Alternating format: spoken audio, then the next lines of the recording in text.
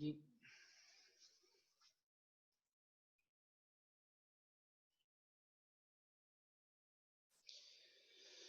bien, vamos a arrancar con la clase de hoy. Vamos a arrancar viendo un poquito más acerca de lo que vimos la clase pasada, con lo que tiene que ver con la parte de hardware de un servidor, ¿sí? Y en lo que es la configuración de los RAID, ¿sí? Es importante saberlo porque si ustedes quieren armar un servidor, tienen que configurar esta parte y entonces saber de qué se trata esto y más que nada cómo lo pueden configurar y cómo pueden, o sea, qué hace referencia a cada uno de los RAID. Está bueno que ustedes lo sepan, ¿sí?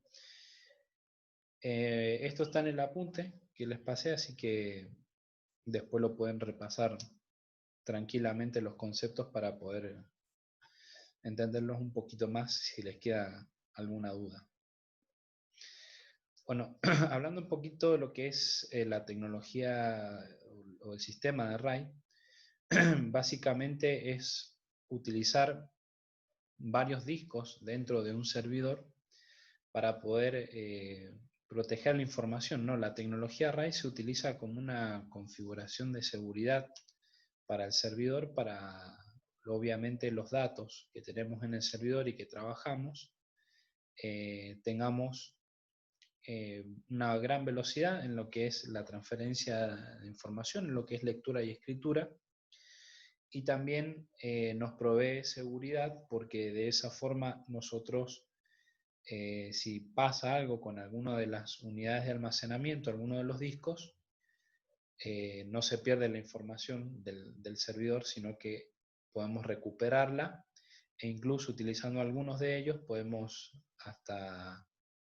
el servidor no se para nunca, sino que sigue funcionando por más que alguna de las unidades o alguno de los discos se dañe, ¿no? Entonces, configurar esto en un servidor es importante. Entonces vamos a ver un poquito de qué se hace referencia. Algunos tipos de RAID, ¿sí? Los RAID siempre se van por números. Los que van del 1 al 6, más que nada, son algunos de los que vamos a ver ahora, pero no son muy utilizados todos, sino que dependiendo de las necesidades y bueno, un poquito los costos también hay que ver a la hora de saber qué sistema de RAID implementar en un servidor. Muchos de los que se utilizan es el RAID 1 o el RAID 5, o una combinación que vamos a ver ahora entre el 0 y el 1, ¿no? Bien, empecemos entonces hablando del RAID 0.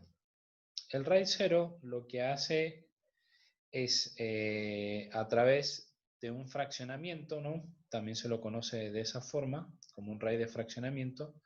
Lo que hace es dividir la información cuando se está copiando, ¿no? en los discos. Entonces eso permite de que la velocidad de transferencia de información sea mucho más rápida.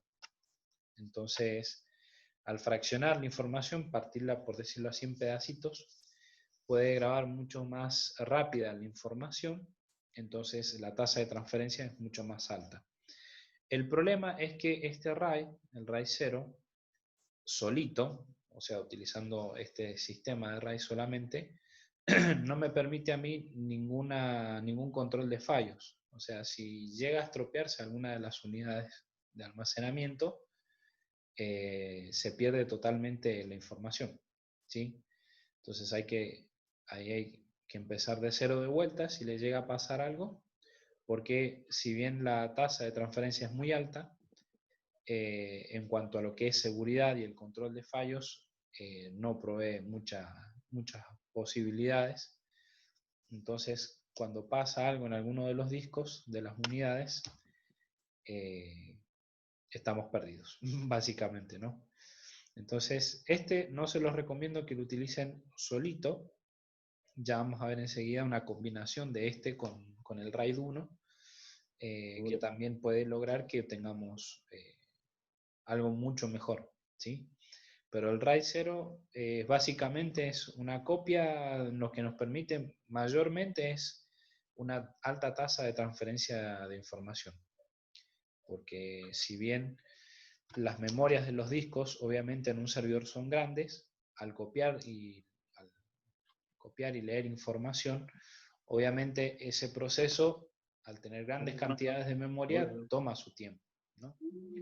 Entonces, el RAID 0 lo que permite es que uno pueda tener, bueno, esa tasa de transferencia de lectura y escritura mucho más rápido en los discos. Acá hay un pequeño gráfico que más o menos ilustra lo que sería este RAID, ¿no? El RAID 0. Entonces, tenemos dos unidades de disco, ¿sí? El disco 1 y el disco 2.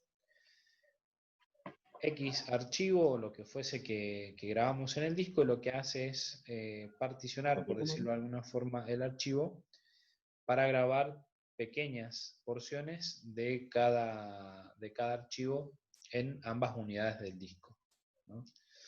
Entonces, al hacer eso, la información obviamente tanto para leer como para escribir es mucho más rápida porque está fraccionada. Entonces,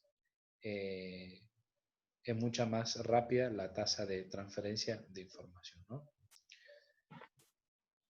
Bien.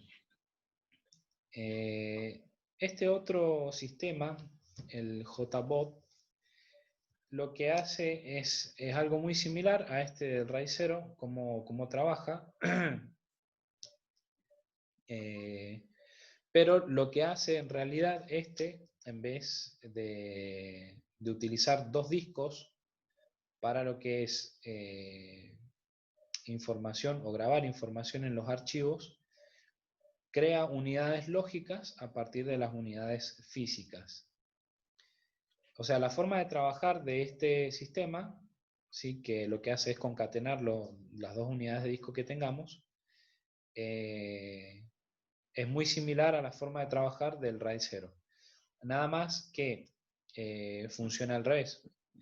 Por ejemplo, nosotros en la computadora tenemos un disco físico particionado en dos o más unidades lógicas, ¿no es cierto? Tenemos la partición C, la partición D, y alguna otra que quizás tengamos, E o F, quizás si tenemos instalado el sistema operativo, tenemos dos particiones para diferentes almacenamientos de datos, etc.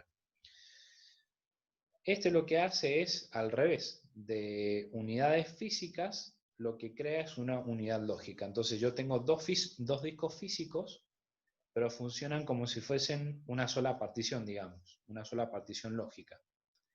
Entonces, como dice allí, ¿no? Al concatenar estos dos discos físicos, tengo una sola unidad lógica, y la forma de trabajar con la información es muy similar al RAID 0.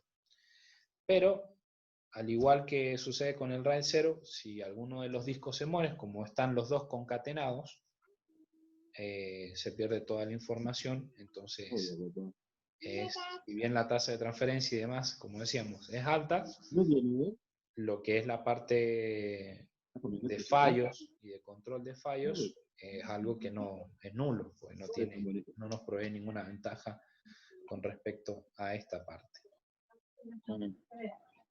Después te compro más en frasquito, así lo guardas en frasquito. ¿Hasta acá vamos bien?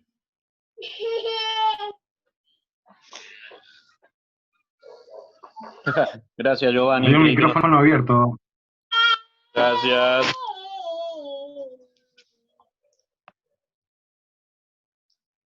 Ahora se me juntaron dos Nicolás, ¿cierto?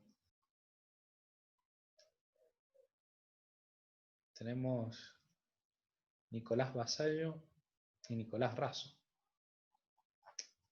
Excelente. Bien, entonces hasta ahora el RAID 0 se entiende.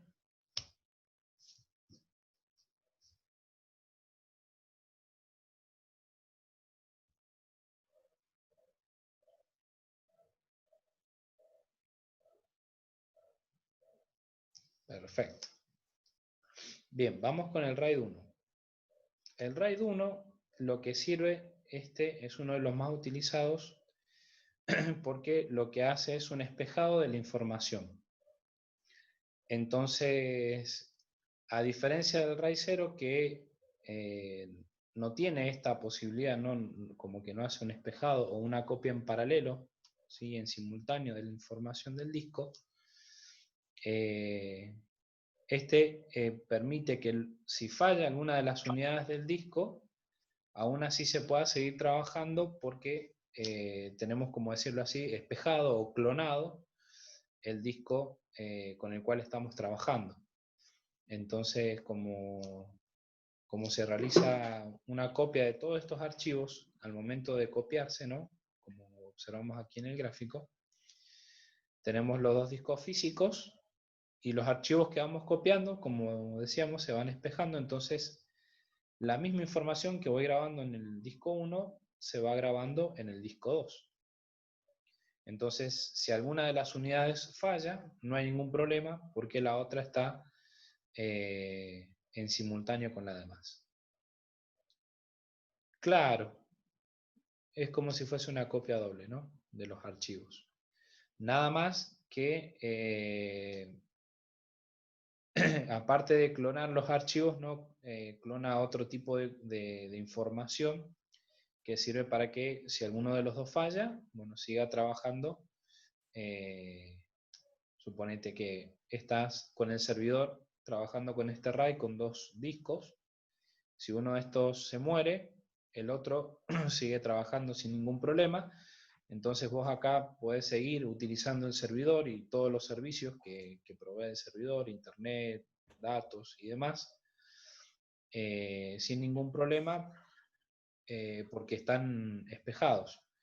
Entonces, si este se muere, vos podés cambiarlo tranquilamente, ¿sí? Mientras este sigue trabajando. Entonces, una vez que cambias la unidad, sigue espejando el disco que está trabajando, entonces como que vas nuevamente clonando, creando una nueva clonación del disco. Entonces, a partir de ahí vos seguís teniendo igual. Entonces, si el día de mañana pasa al revés, se muere el otro, el que habías instalado antes, que habías cambiado nuevo, sigue trabajando como si nada hubiese pasado. El tema de estos RAID es que la desventaja, ¿no? Porque en cuanto a lo que es fallo, es bastante bueno porque nos da la posibilidad de poder seguir trabajando. O sea, para que esto no funcione se tienen que quemar los dos discos. Entonces, la tasa de fallos que controla es realmente muy buena. La desventaja es que al trabajar de esta forma, hacer este despejado, no es muy buena la tasa de transferencia de información, como que es un poco más lento que el RAID 0 porque no particiona la información, por ejemplo. Entonces al ir copiando archivos completos y ir espejándolos, eso obviamente las instrucciones al ejecutar este tipo de sistema rentaliza un poco esa parte, ¿no? De la lectura y de la escritura de la información. Entonces, una solución práctica es utilizar, ¿por qué? Porque tenemos acá el RAID 0 que no nos ofrece ninguna configuración para los fallos, o sea, ninguna posibilidad de controlar los fallos, y tenemos el RAID 1 que, si bien nos da la posibilidad de hacer este tipo de controles de fallo, la tasa de transferencia de información es más baja que el RAID 0. Entonces, como que uno tiene lo que le falta al otro y al revés. Entonces existe lo que se llama el RAID 0 más 1, o el RAID 1.0, ¿sí? O el RAID 1-0, que lo que permite es hacer una combinación de los dos.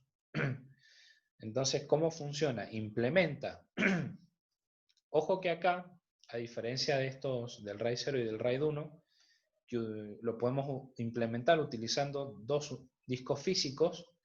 Este RAID, el RAID 0 y el RAID 1 en conjunto, necesito 4 unidades de disco físico, o sea, necesito tener 4 discos conectados en mi servidor para poder implementar este tipo de sistema. Porque lo que hace es,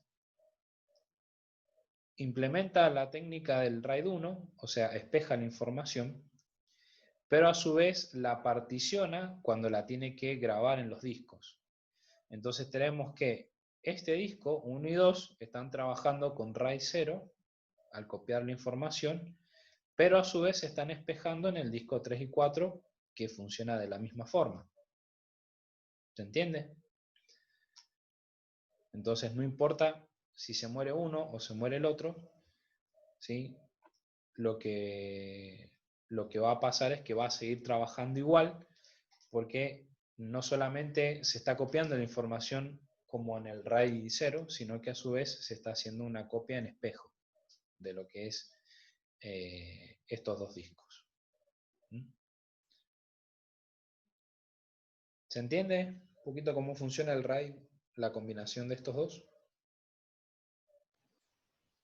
Eso es lo que permite vos cambiarlo, o sea, sustituir un disco duro del servidor o sea, sin perder nada y sin apagarlo, o sea, Claro, eso es lo con que todo se llama, funcionamiento. claro, lo que se llamaría cambiar el disco en caliente o sustitución del disco en caliente. Hace referencia a eso, mientras el servidor sigue funcionando, vos podés hacer el cambio, porque los servidores, el hardware del servidor, a diferencia de una computadora de escritorio, tienen una estructura, por ejemplo, más que nada los gabinetes o los racks, tienen una estructura en la que vos los discos los tenés como si fuesen en bandeja.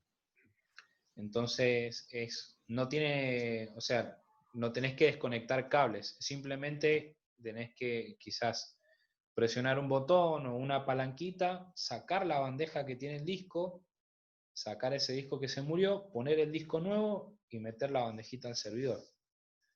O sea, cambiar el disco que se muere en un servidor no es tanto lío como cambiar un disco, por ejemplo, en una PC de escritorio común, que para eso tengo que desarmar la computadora entera, tengo que apagar la computadora, tengo que desconectar los cables y hacer todo un lío. O sea, Claro, claro. tampoco es tanto lío, pero a lo que me refiero es que el servidor te toma 2 segundos cambiar el disco de un disco que está roto a un disco nuevo, porque al funcionar con este tipo de estructura, los gabinetes, es mucho más sencillo reemplazarlos.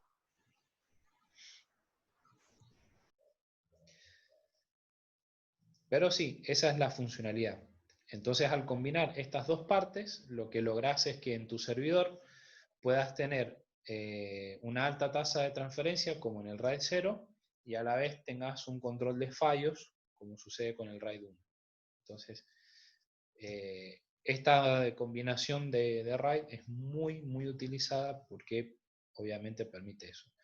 La desventaja de esto es que al utilizar 4 unidades de almacenamiento, o sea, 4 discos físicos, se te va mucha plata. Entonces, si en un servidor tenés solamente 2 discos físicos, no puedes implementar esta parte, sino que necesitas sí o sí tener 4 discos físicos. Que en la mayoría de los casos no suele ser tan poco probable, ¿no? Hay servidores que ya vienen con, que se le pueden poner, la mayoría utiliza de 2 para arriba los discos físicos, salvo alguno casero que armemos, pero los que vienen para empresas, ya sea empresas pequeñas y demás, ya vienen ya con mínimo dos discos rígidos, ¿no? Entonces podemos implementar alguna de estas para hacer esta parte de configuración de información. Por ejemplo, yo ahora en una empresa donde estamos trabajando, una empresa pequeña es, pero maneja información muy delicada, no tiene este tipo de configuración en el servidor. Entonces, estamos tratando de implementarlo, de configurarlo, nada más que esta mañana se nos rompió. Tuvimos que desarmar porque le fallaba la lectora y no nos booteaba el CD que necesitábamos para instalar unos programas. Pero es importante implementar esto, porque imagínate, manejar información delicada y se te llega a romper alguno de los discos por un corte de luz, por lo que fuese, aunque está conectado a un UPS, pero los discos rígidos son bien delicados, te morís, ¿viste? Porque no tenés backup de nada. Entonces, tener y saber implementar esto está muy bueno. Después viene otra técnica que se llama RAID 2, que lo que hace es utilizar, este se utiliza más que nada para los discos de estados sólidos, que lo que hace es detectar y corregir errores antes de que se pueda dañar el disco. Entonces, está bueno, pero no es tan potente como el RAID 1 o el RAID 0. ¿Sí? O sea, la combinación del RAID 0 y del RAID 1. Si bien tiene una buena tasa de transferencia y demás, no provee tanta seguridad como la combinación de los otros RAID que vimos recién. El RAID 3, este sistema lo que hace es agarrar una parte de una de las unidades del disco, o sea, utilizando un poco el sistema del RAID 2, que es el código de corrección de errores, pero lo que hace es utilizar 3 discos físicos, y en uno de los discos lo que hace es guardar estos códigos de error para recuperar, ¿no? Entonces, si llega a pasar algo, alguna de las unidades, lo que hacemos al reemplazar, sacamos la unidad que se dañó, ponemos otra, lo que hace es tomar la información del disco donde se almacenan estos cálculos, ¿sí? O esta información de los códigos de corrección. Entonces, al leer la información de ese disco, lo que hace es tratar de hacer cálculos para recuperar la información en el disco que acabamos de poner y que había fallado anteriormente. Entonces, rápidamente lo que hace es por decirlo, entenderlo de alguna forma, es como si utilizara un disco como si fuese una especie de memoria caché.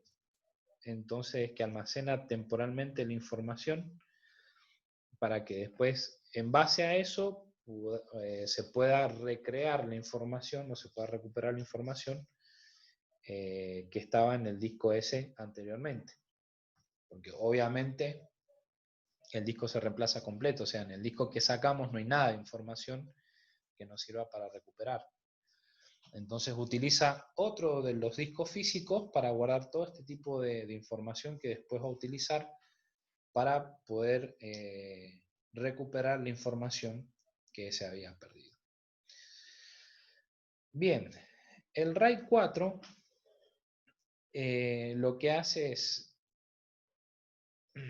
uno de los discos, como el RAID 3, lo que hace es, bueno, guardar la información de los demás discos para poder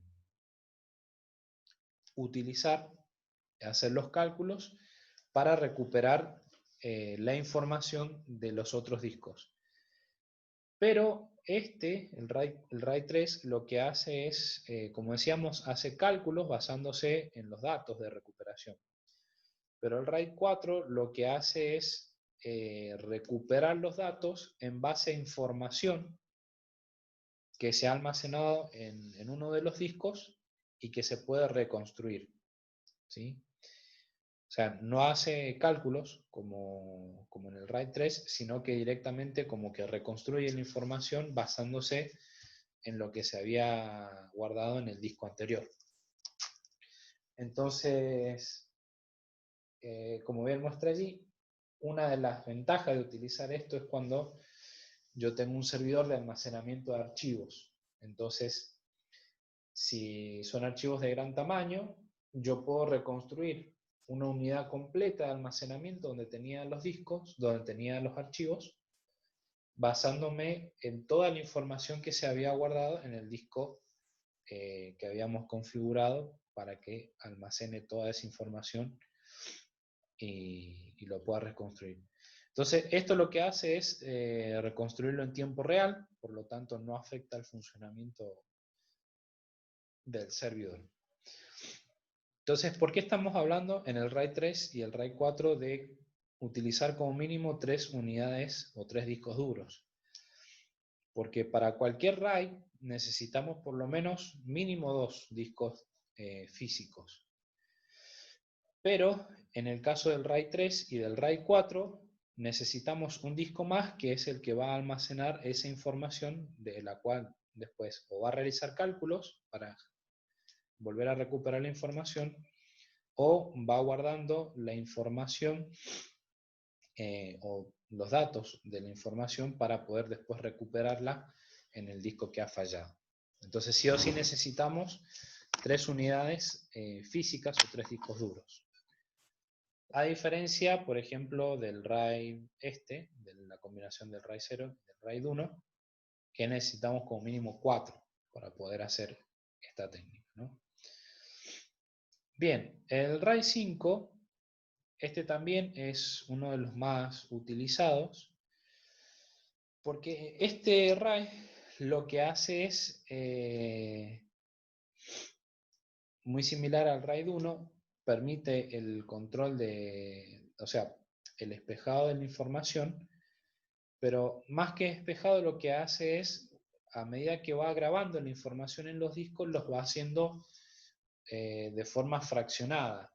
Entonces va guardando la información de un archivo en pequeños bloques, ¿sí? de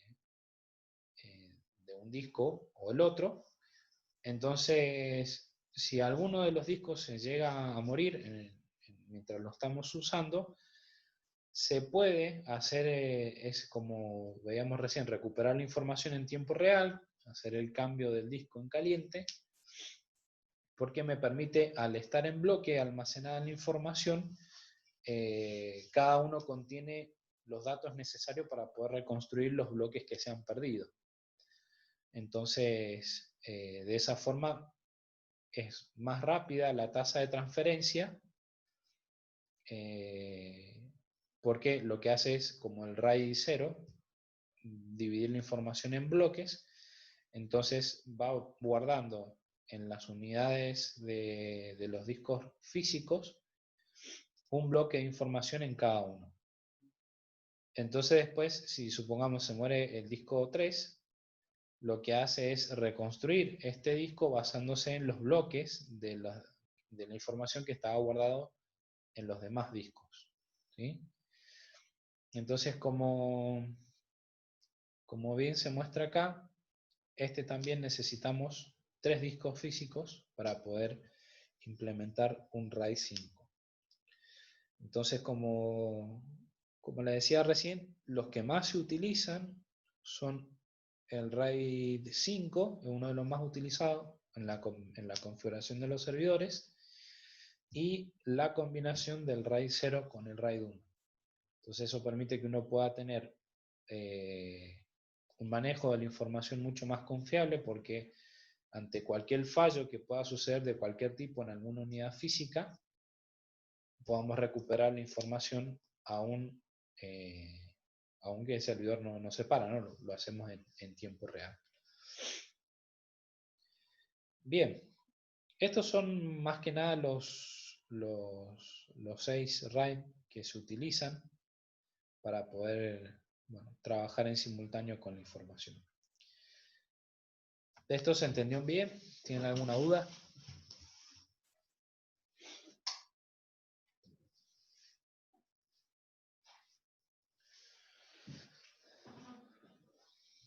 No sé si alguno ha trabajado con este sistema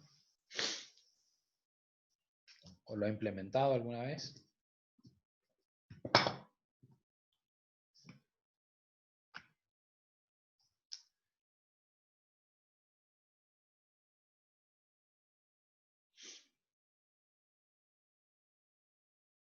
Ahí Nico dice que sí.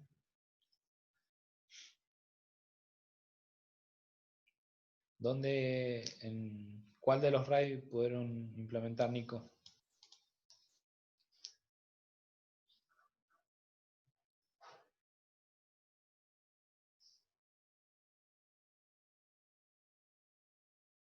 Dos y 4. Perfecto.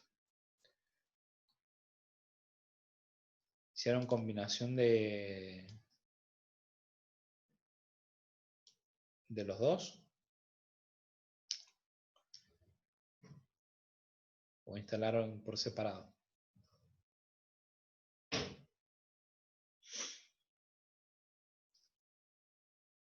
De 10.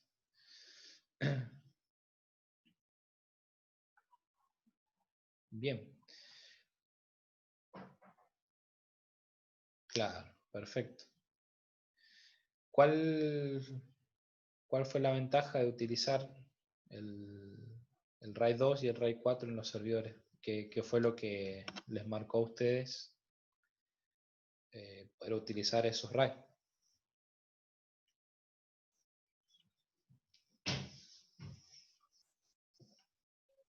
Y la verdad que en velocidad no notamos diferencia, porque no es mucho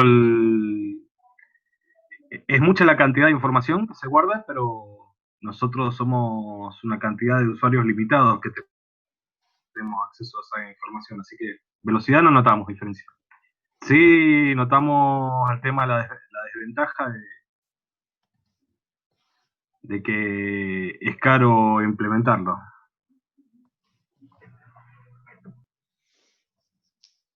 Claro.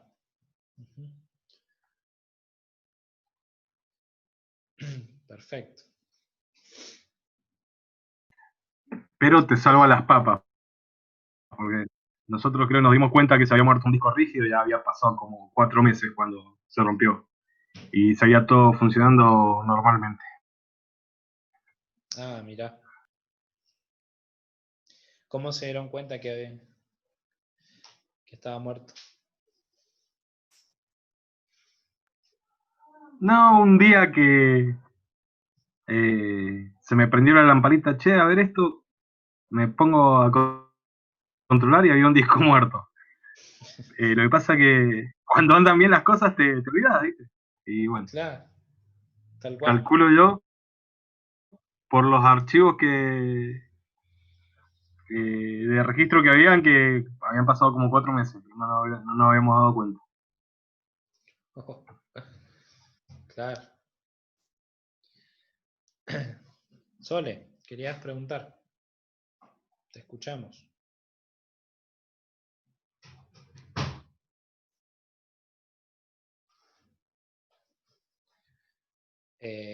Sí, el RAID 5 lo que hace es, o sea, es el mismo archivo particionado en formas diferentes. Entonces, es muy similar a lo que se conoce como la fragmentación del disco, de un disco rígido que vos tenés en tu PC. Viste que el disco, para entender una similitud, ¿no? Tu disco rígido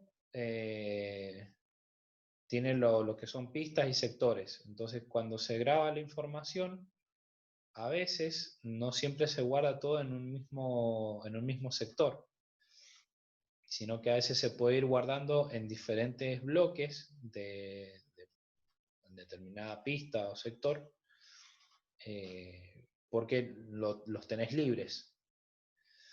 Entonces, cuando vos haces lo que se llama la defragmentación de disco, lo que hace es justamente eso, poner toda la información, o sea, unir toda la información que está, por decirlo así, fragmentada en tu disco. Algo así funciona el RAID 5. Es como que fragmenta la información cuando la va guardando en los otros discos. Entonces después, cuando vos ponés o se muere un disco, es como que podés fragmentar la información. Entonces no pasa nada.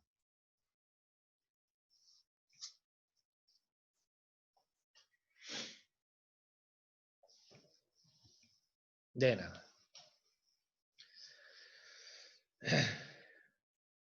Bien. Bueno, después, la clase pasada vimos algo de lo que es el funcionamiento de la BIOS, ¿sí? de los servidores.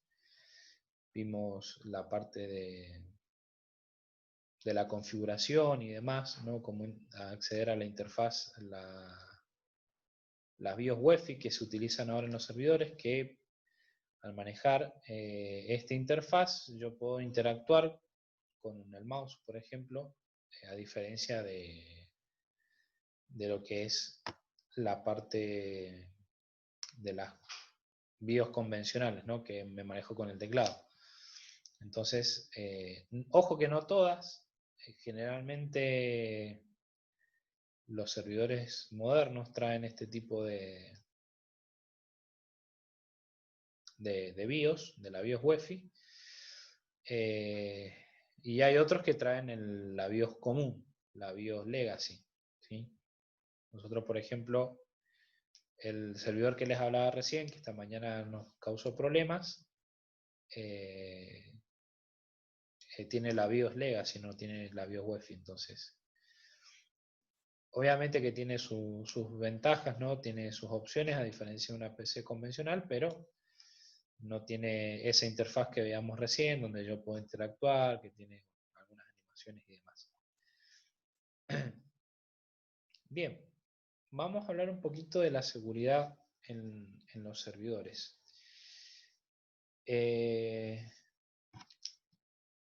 Cuando hablamos un poquito del control del acceso a los servidores, ¿sí? Básicamente lo que de lo que estamos hablando es poder tener contraseñas dentro de lo que es nuestro servidor en la parte del usuario administrador, ¿no?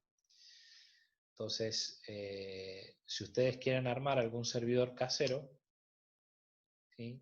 Que lo pueden hacer tranquilamente, obvio que no van a ver quizás características como las que vimos recién, pero se puede armar un servidor casero.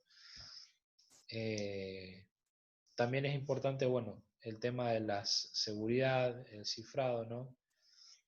Para evitar los posibles ataques y robos de seguridad. Después, esta parte de la seguridad perimetral, que es importante en los servidores, hace referencia más que nada a lo que es la seguridad física, ¿no? Cómo tiene que estar el ambiente o donde está instalado nuestro servidor, cómo tiene que ser. Lo ideal, cuando uno instala un servidor, es que esté en un ambiente donde no haya mucha circulación de gente, que no esté muy cerca de la calle, que esté bien resguardado. Debe tener una buena conexión eléctrica, una buena ambientación. Por lo general tiene que estar en un lugar donde tengamos un aire acondicionado, más que nada un aire acondicionado frío, porque los servidores suelen levantar temperatura, y que esté en un lugar donde se mantenga limpio, ¿no? Donde no tenga ninguna clase de interacción con la tierra, con el polvo, sino que esté bien resguardado. Para eso existen los racks, ¿sí? Que los racks, que son como una especie de estos que se ven acá,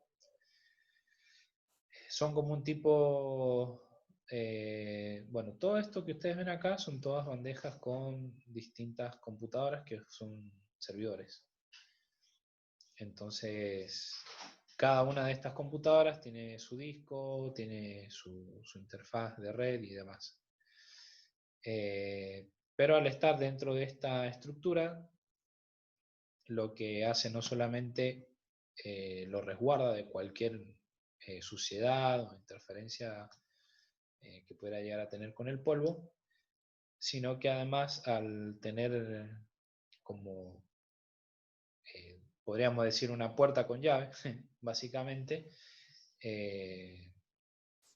no cualquiera tiene acceso al servidor, ¿no?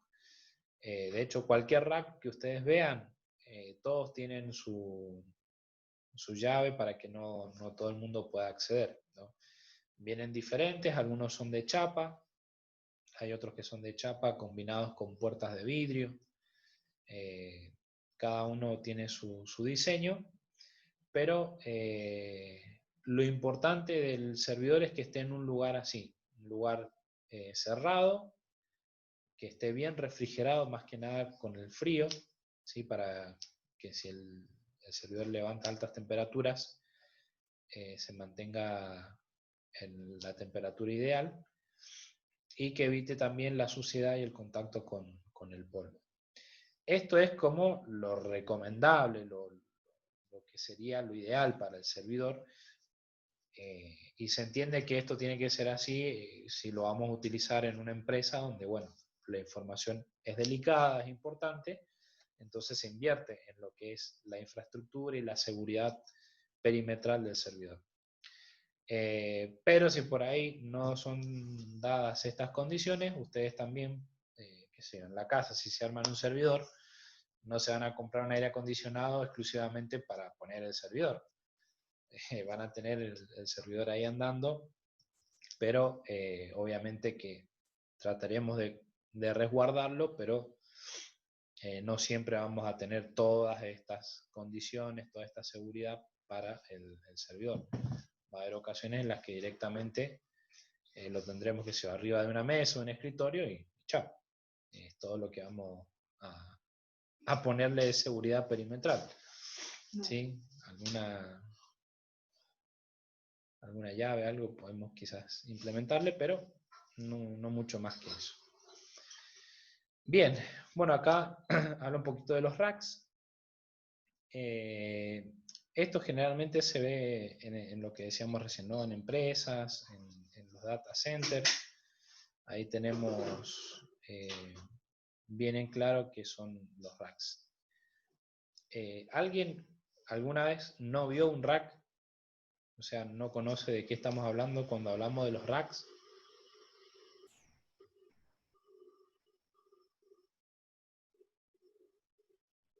O más o menos se dan una idea, han visto por lo menos.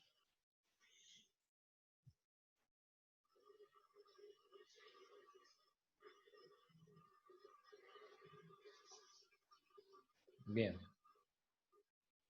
Perfecto.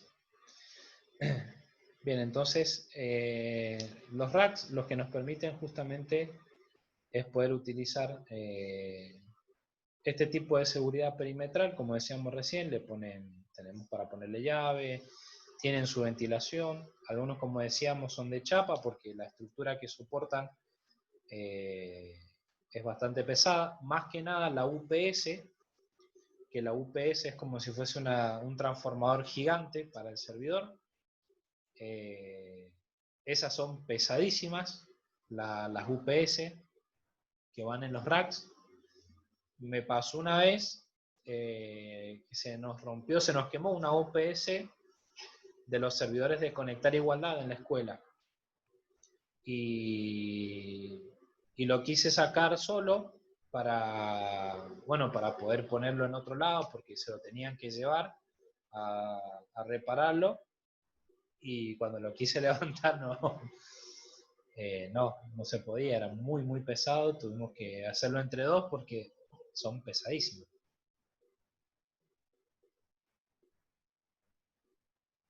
Tengo entendido que sí, Facu, que sí se pueden reparar si se quedan sin batería. Profe, Sí, ¿quién habla? se venden los paquetes de batería para las UPS. Claro. Sí, correcto, entonces. No sería muy poco eficiente la compra. ¿Cómo? Que sería muy poco eficiente el equipo comprar semejante aparato y que la batería se desgaste y tirarlo todo sería una... Sí, obviamente, pero pasa. Pasa porque a veces, te digo, como en las escuelas, no te dan la infraestructura necesaria para poder instalar estos equipos. O sea, te mandan el equipo del gobierno pero por ahí la escuela no cuenta con todo lo que es la infraestructura para poder soportarlos, viste que es una instalación eléctrica bien hecha, con térmicas y demás para el servidor y chao. Se corta la luz o algo. Bueno, el de la escuela nuestra que se quemó tiene que haber soportado muchos cortes de luz durante muchos años, porque por lo menos estaba allí. Cuando yo estuve un año nada más, estuve un año y se me quemó encima. Pero anterior a eso habrá estado funcionando como 7, 8 años. Y se ve que en el tiempo que yo estuve ya no dio más y se quemó. No prendía ni para atrás ni para adelante. Pero bueno, son una inversión las UPS, pero también tienen, se pueden quemar o se pueden dañar tranquilamente. Pero son las excepciones, ¿no? No son la regla, podríamos decir, ¿no? Bien, algo importante también configurar en lo que son las servidores es las brechas de seguridad, ¿no? De que alguien se meta. Bueno, los servidores tienen la posibilidad de detectar este tipo de accesos que no están autorizados, ¿no? Entonces, uno lo pueda configurar, puede establecer ciertos procesos para que podamos entender quién ha entrado, dónde ha entrado, a qué hora y demás, ¿no? Entonces eso puede saltar como información, y para eso muchas veces se utilizan los hardware de red, ¿no? Todo lo que es los switch y demás que tengamos instalados dentro de nuestro rack, sirve para poder configurar estos procedimientos y saber si alguien ha entrado o no de forma ilegal a nuestro servidor. Después, bueno, dependiendo del sistema operativo también que tengamos instalado, nos va a servir para poder hacer un poquito más esto y poder establecer ciertas rutinas y demás del sistema para que esto lo pueda mantener bien actualizado. Nosotros en el servidor, por ejemplo, que tenemos instalado Windows Server 2012 y la verdad que es asqueroso. Pero bueno, falla cada 2x3, se cae. Pero se puede utilizar este tipo de configuraciones para poder detectar intrusos. Lo mejor siempre, si van a armar un servidor, y más si es un servidor casero, que quizás, qué sé yo, que un servidor casero, estamos hablando de una computadora de escritorio que la podemos configurar para que funcione como servidor, ¿sí?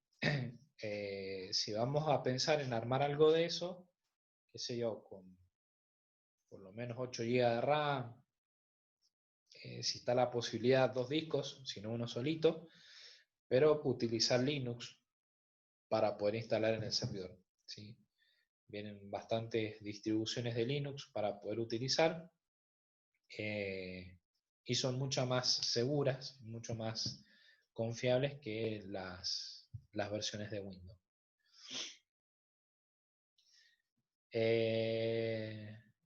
Sí, puedes configurar, si tenés, qué sé yo, Windows 7 o Windows 10 para que funcione como una especie de servidor, pero no va a tener las mismas prestaciones que un sistema operativo de servidor. Pues el sistema operativo de servidor, por ejemplo, qué sé yo, el Windows Server, ponele, ya viene con software implementado exclusivamente para el manejo de servidores. Entonces te trae configuraciones, un montón de otras cosas que te permiten a vos configurar específicamente el servidor. A diferencia de la parte de qué sé yo, un sistema operativo de una PC de escritorio convencional, que te trae configuración, pero como si fuese una máquina muy sencilla, ¿no? Con configuraciones básicas. En cambio, el servidor trae aplicaciones, qué sé yo, que te permiten monitorear el uso del servidor, el hardware, poder tener informes y demás para, bueno, ir controlando un poquito el funcionamiento. Ahora, por ejemplo, para lo que es Windows, la última versión que salió es Windows Server 2019. Y para Linux, bueno, cualquier distribución de Linux que sea para servidores es bastante buena. Pero las de Windows por ahí hay que ver que son medias delicadas. Obviamente tienen su soporte y demás, pero son pesadas también para levantar y demás. Nosotros, por ejemplo, imagina, tenemos el server 2012 y tiene el servidor 24 GB de RAM y aún así le cuesta levantar los sistemas, a veces cuando te conectas de forma remota o por ejemplo tienen un sistema de facturación que está instalado en el servidor y a veces se demora, ¿viste? Y vos decís, con esa cantidad de RAM podría estar haciendo, no sé, milagros con Linux, ¿viste? Pero con Windows, como todos sabemos, son, como dice Nico, son muy pesados. Entonces no... Si van a instalar un servidor casero, háganlo con Linux, porque con poca memoria RAM pueden hacer grandes cosas y pueden configurar bastante, pero si lo van a hacer con Windows, ahí se va a ver la diferencia, se van a atrasar. Salvo que utilicen algún disco de estado sólido, pero bueno, ahí ya es una inversión que ustedes tienen que hacer y obviamente no va a ser bastante agradable. Sí. Profe, igual sé que digo algo sobre los discos de estado sólido, que en los servidores todavía no estaba aplicado por el costo y segundo por la durabilidad del disco y la fiabilidad también. Sí, pero estamos hablando de un servidor casero. Está bien. En los Sí, sí. servidores de los data centers y demás, sí, son más... Se suelen, ojo que algunos utilizan disco de estado sólido, pero obviamente la durabilidad en las condiciones en las cuales se almacenan es mejor. Pero todo apunta al cambio del disco rígido por el de estado sólido. Sí, sí. Todo apunta a eso, así que no va a pasar mucho. Sí, Nico. Están viniendo discos para de estado sólido para servidores, que lo que hacen en realidad, si es un disco, por ejemplo, si es un disco de 120 gigas, trae en realidad el doble, 240, te deja usar nada más que 120, y el resto lo tiene para ir reemplazando los sectores que van quedando dañados, y uno ni se entera. Claro, mira. Mira, no sabía eso. Está bueno eso, porque obviamente se nota muchísimo la diferencia en el manejo. Es como tener un RAID dentro del mismo disco sólido. Claro. Es una muy buena inversión. Si ustedes piensan algo, bueno, quieren armarse algún servidor casero con algún disco de estado sólido, ahí el Fede nos hace precio que está vendiendo los discos de estado sólido más barato. Bien. Se entiende, ¿no? No sé si alguno tiene alguna duda, alguna consulta.